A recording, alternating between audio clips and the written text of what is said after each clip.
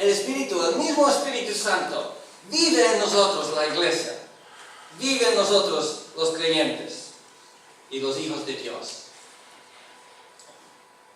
Seguramente es una razón por cual nos llama Dios los hijos.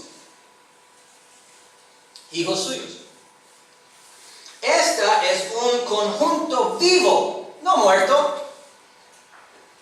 Un conjunto vivo de nuevas criaturas. La iglesia es un conjunto vivo de nuevas criaturas que han nacido de nuevo por el Espíritu Santo. Hemos nacido del Espíritu Santo. Somos hechura suya, hechura de Dios.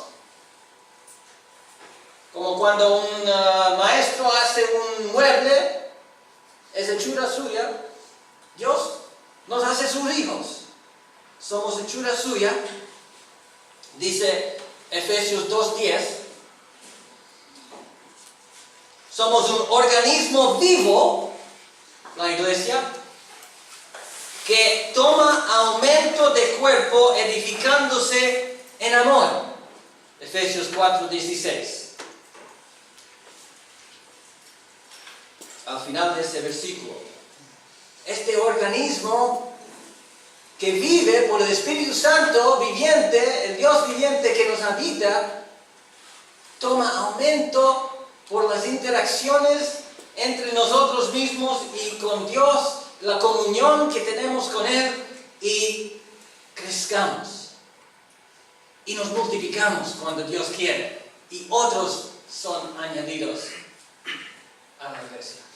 El problema es que por un lado, la iglesia, esta iglesia aparece débil e impotente. Porque lo es en sí sola. Somos débiles e impotentes sin Cristo. Pero tenemos a Cristo. Amén.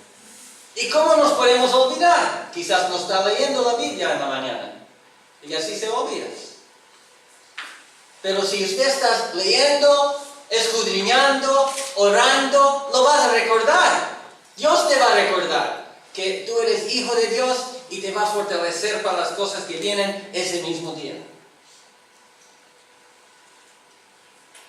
Aparece débil e impotente esta iglesia, pero por el otro lado, Dios, quien la habita y la fortalece, es todopoderoso.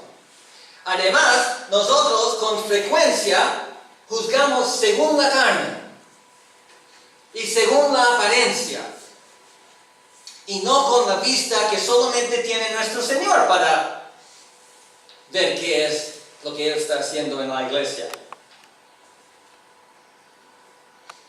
Confundimos a veces la iglesia visible con la iglesia invisible. En realidad, la iglesia de Cristo es la única institución en este mundo que está avanzando. Siempre. Todo lo demás se está destruyendo. Y Dios lo va a destruir.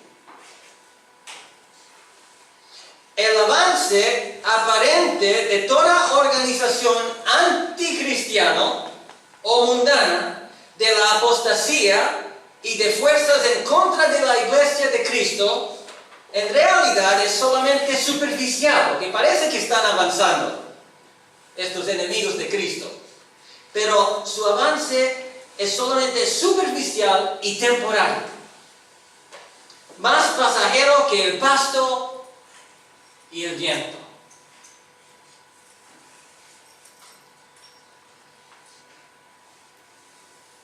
Cristo está edificando su iglesia como nos prometió, y las puertas del infierno no prevalecerán contra ella.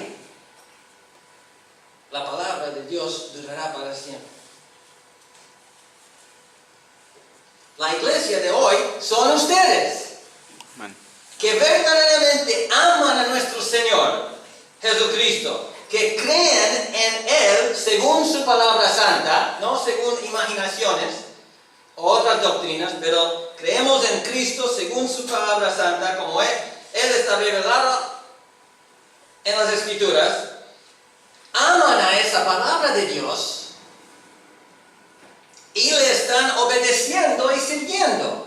Ustedes no son cristianos de palabra nomás. Le están obedeciendo y sirviendo cada día y buscando hacer eso. Esta es la iglesia invisible, que se llama así teológicamente en la teología. Esta es la iglesia que siempre está triunfando según el apóstol Pablo. Siempre está triunfando en Cristo Jesús y manifestando el olor de su conocimiento en todo lugar. Segundo a los Corintios 2:14. Parece ser débil y atribulado. Lo es. Parece ser desordenado. Pero esta iglesia es victoriosa y es gloriosa. Te pregunté una segunda parte aquí, ¿no? Quería llamarla la iglesia ingloriosa, pero como no estuve cierto que esa era una palabra, lo llamé aquí la iglesia perdida. Consideramos ahora la iglesia visible, el elemento de eso, de la iglesia que no cree verdaderamente, y la apostasía en este mundo. Y la iglesia visible en general. La iglesia visible contiene tanto personas no convertidas como personas convertidas. Personas no nacidos del Espíritu Santo y no creyentes verdaderamente todavía. Quizás algunos de ellos llegarán a ser creyentes cuando Dios toca su corazón y los salva.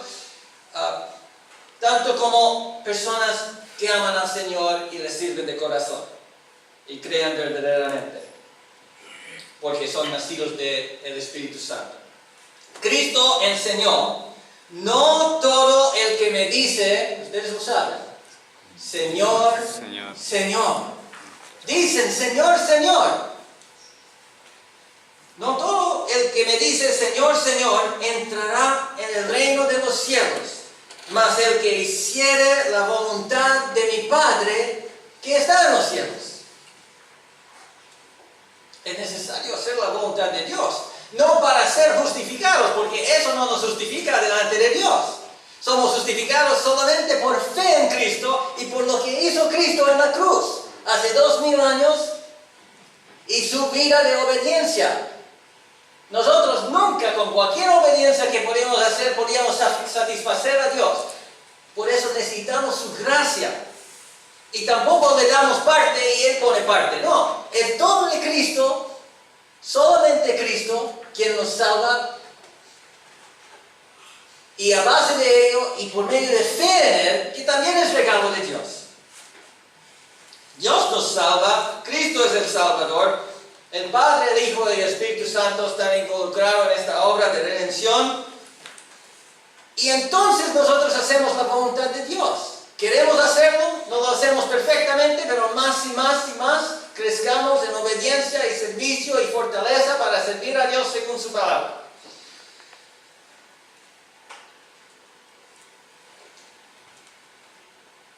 Es muy potente este versículo, este pasaje. Lo voy a leer otra vez. No todo el que me dice, Señor, Señor, entrará en el reino de los cielos, mas el que hiciere la voluntad de mi Padre que está en los cielos. Mateo 7:21. Para los que están anotando. Hay personas que piensan que están bien,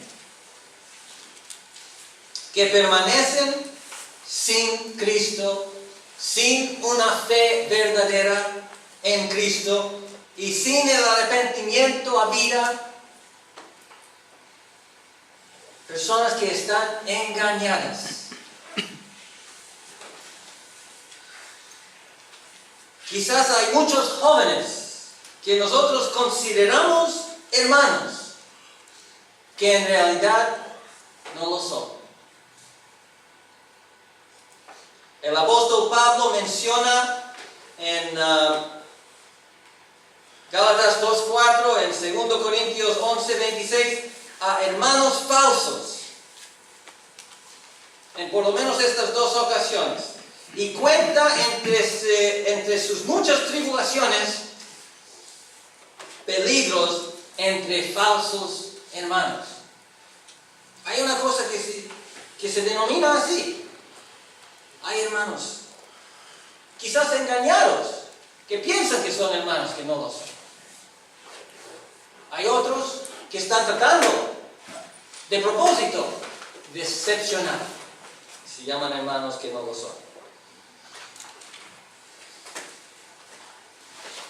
La iglesia visible contiene, y tenemos que recordar eso, contiene personas convertidas, no convertidas tanto como personas convertidas. Tenemos que recordar eso.